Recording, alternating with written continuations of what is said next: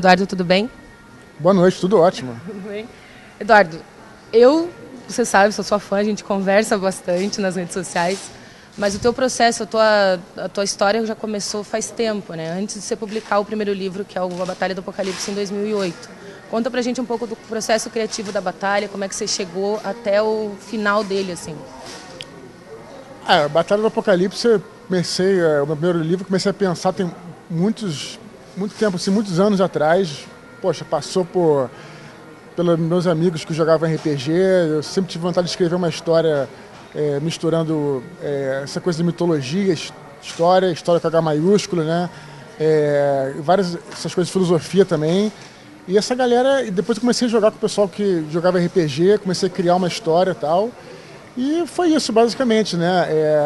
O processo de criação, foi uma época que eu trabalhava numa empresa, fiquei desempregado, e aí comecei falei, vou arrumar uma carreira para mim, já que eu não estou conseguindo emprego agora, eu vou arrumar uma carreira. E aí arrumei um emprego para mim que foi escrever. Passei 2 anos, né, escrevendo a Batalha do Apocalipse, trabalhando como se fosse profissionalmente, assim, não recebia na época, mas...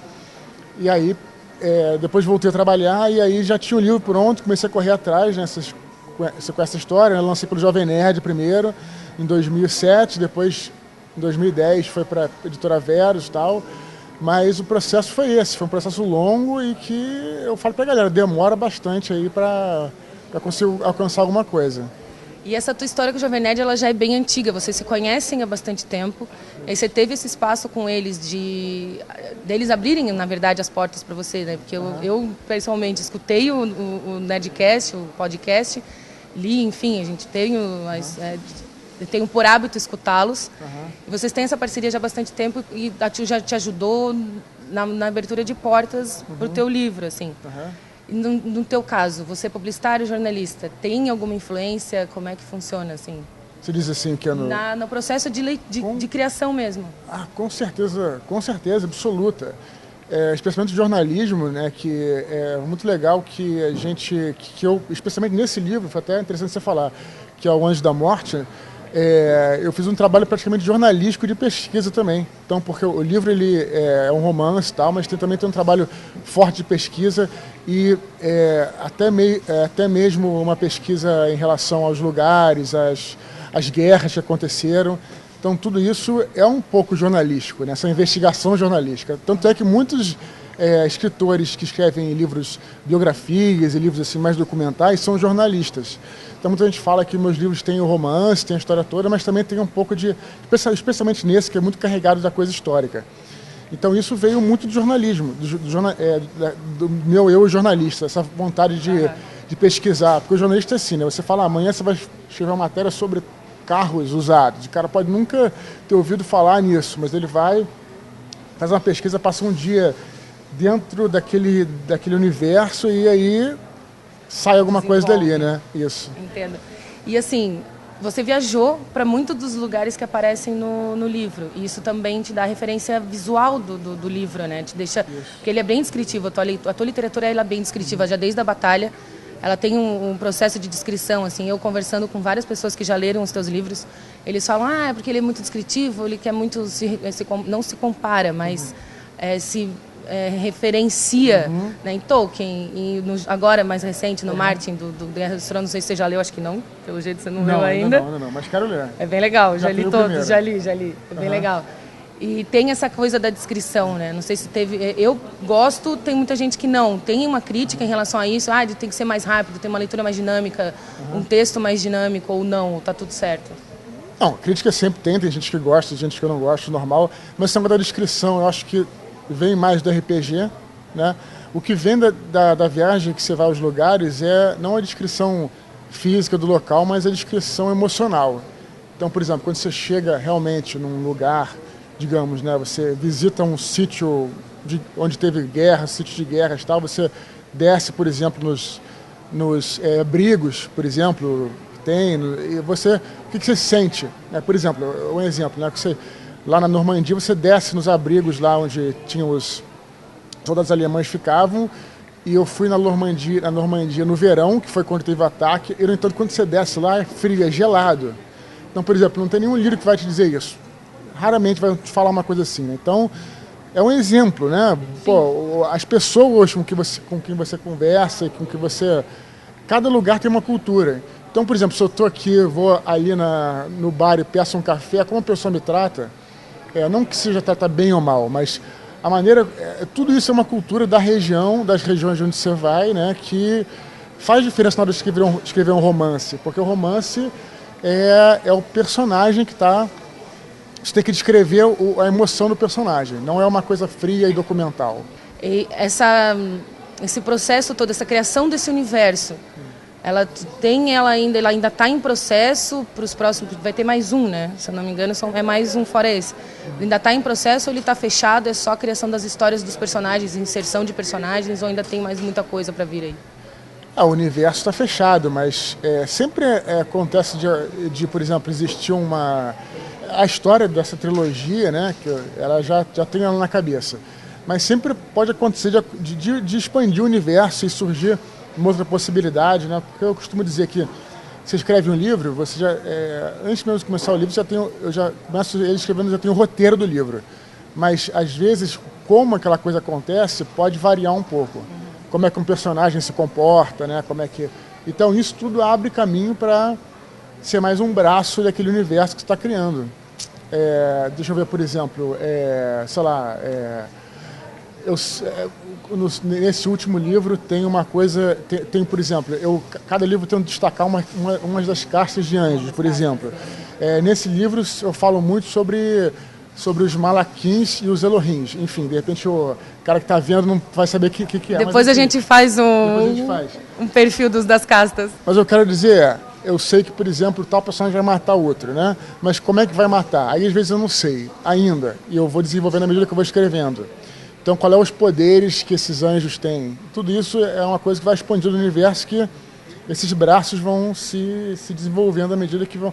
Tá fechado, mas sim e não, né? Porque você não respondeu a tua pergunta, respondi mais ou menos. Mas não sim e não. Tua relação com o teu público é muito via internet, né? Você tem essa relação com a internet, com as redes sociais, que é muito forte, e você mantém essa relação. Você fica um tempo afastado ou volta, mas está sempre respondendo, tem esse cuidado de responder ao teu público, tem esse cuidado de dar o retorno para ele. A preocupação que você tem com esse lado, assim, de responder a esse público. Eu tenho preocupação, mas eu não faço também assim, pensando na preocupação de fazer. Eu faço porque eu gosto, eu realmente me sinto lisonjeado. Assim, eu acho que as pessoas falam de redes sociais, é engraçado, a pessoa fala assim, como é que você deve agir na rede social? Você deve agir como você age na vida. Se alguém, por exemplo, vir na rua falar com você, oi, tudo bem, você vai virar a cara e vai embora? Não vai fazer isso, né? Pode ser até que você faça isso, você estiver correndo e não ouvir o cara. É a mesma coisa. No Twitter, por exemplo, às vezes eu não respondo as pessoas porque eu estou viajando e não consigo, mas quando eu posso, respondo porque é uma educação, é uma questão básica. E, além disso, eu fico lisonjeado que as pessoas estão lendo meus livros, né? Poxa, o cara, de repente... eu moro no Rio, eu estou aqui com você hoje em Joinville, em agosto eu vou estar em Manaus, lá no norte do país, quer dizer, fica a pessoa lá no norte, eu estou aqui, estou no sul, né? Do norte a sul, né? Sim. Que coisa fabulosa, né? A pessoa está lendo teu livro. Eu sou muito grato. As pessoas falam, quero te agradecer por você escrever essa história. Eu falo, não, eu que agradeço a vocês por vocês prestigiarem. Eu vejo dessa forma, né? Eu vejo como privilégio as pessoas poderem ler meus livros, então o mínimo que eu posso fazer é responder. E o Eduardo no mundo? Quantas línguas que já foram traduzidos os teus livros? Foi só a Batalha ou o Herdeiros já entrou na bagunça? Por enquanto, só a Batalha foi traduzido para o holandês, que foi o primeiro, para o alemão e não foi traduzido, até foi para português de Portugal, e até posso dizer que foi, porque tem uma diferença e tal. Já foi vendido para Turquia, ainda não foi traduzido e tal. E eu quero, agora esse ano, tentar ver se eu consigo fazer uma tradução independente do livro para o inglês. Porque você tendo o livro em inglês, você consegue vender para outros países. Porque é difícil o cara comprar o livro sem ler. Né? E o que está acontecendo é que muitos países não tem como ler o livro, porque o livro só tem em português. Eu até tenho os trechos traduzidos, mas eu quero fazer uma boa tradução em inglês para poder estar acessível a todos. É legal. E tem que ser boa a tradução, não pode ser ruim. Então é uma coisa que vai levar tempo, vai custar dinheiro e tal, mas é um investimento para poder ir para outros países, né? Eu ia te perguntar nisso até, porque a gente estava comentando antes de começar a entrevista, minha mãe esteve em Dubai há pouco tempo, está voltando agora. Ela levou a batalha para lá, leu e lá ela conheceu alguns outros brasileiros que não conhecem, você não conhecem a tua obra. E falou, pô, é do Brasil, é em português, aí não tem para vender, não tem o e-book, porque a dificuldade de carregar o livro, de revender em viagens, porque são pessoas que viajam muito ali nos Emirados, que estão sempre trocando de Emirado, de hotel, enfim, não tem, de repente fica pesado para carregar os livros no papel.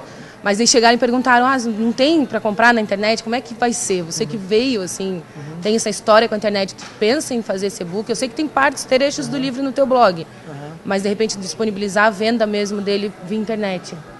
Tem e-book, né? O Batalha e o Herdeiro de Atlântida tem e-book. O Protocolo Blue Hand, que é um outro livro que eu lancei pelo Jovem Nerd, não tem. Não tem porque o problema é que ele é um trabalho gráfico. Então os gadgets não aceitam esses trabalhos gráficos, só o texto, né? Mas o Batalha tem e-book, o Herdeiro de Atlântida tem e-book, Filhos do Éden vai sair e-book mais pra frente, demora para sair, não é uma coisa fácil. As pessoas também me perguntam, por que não sai logo, né? É porque, na verdade, pouca gente sabe que a gente não pode pegar o PDF e, por exemplo, gerar um e-book, não é assim. Quando você faz a geração, você tem que revisar o arquivo todo, porque ele fica com alguns problemas, às vezes, pode ficar com alguns problemas, e como você está vendendo, você tem que vender um produto de qualidade, não pode vender uma coisa que está com uma letra errada. Então demora para fazer essa transposição, mas vai estar em e-book também. Mas o que é engraçado, apesar de ter e-book, é engraçado, meu público ele curte mais mesmo papel. Então os meus livros estão disponíveis em e-book, sim, o Anjo da Morte em breve vai estar, os outros todos têm, menos o Protocolo. Tem? Tem na Amazon, né? Na Apple, e na Cultura, tem todos esses pro Kobo, tem pro Kindle, tem na Apple Store, que é pro iPad, a galera pode comprar por lá. Mas é isso, e o Anjo da Morte em breve vai ter também. Então tá bom, Eduardo, obrigada de novo, muito obrigada mesmo por ter participado, aceitado participar, e é isso.